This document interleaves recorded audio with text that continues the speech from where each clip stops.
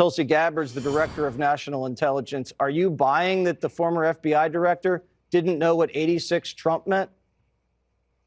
Absolutely not, Jesse. That is a ridiculous and insane statement to make, certainly within this context, but especially coming from a guy who's the former director of the FBI, a guy who spent most of his career prosecuting mobsters and gangsters, people who know and execute other humans and use this exact lingo of 86.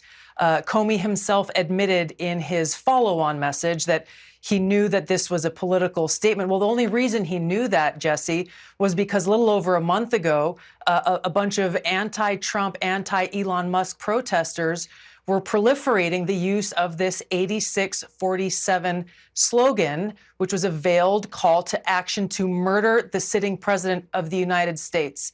So for Comey to think that we, the American people, are so stupid as to think that he, as a former FBI director, former prosecutor, and someone who clearly pays attention to what's going on, would believe his lie that he didn't know what this actually was calling for.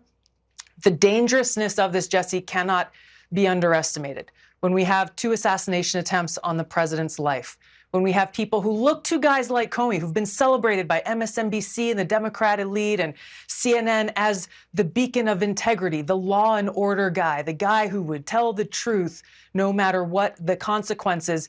This is the guy who's issuing a hit on President Trump, the president that the American people voted for. So it's guys like Comey and others who call the president the modern day Nazi, people who are in great positions of influence, who are saying that President Trump poses an existential threat to our country.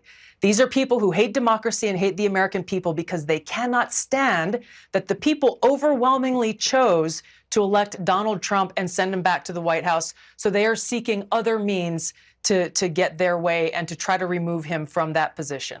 How serious is the administration taking this, and what are the next steps going to be? We're taking this very seriously. As you mentioned, the Department of Homeland Security, and specifically Sean Curran, the current Secret Service director, a man who has been willing to lay down his life as the lead of President Trump's Secret Service detail for years now. He takes this seriously and is leading the investigation into this threat.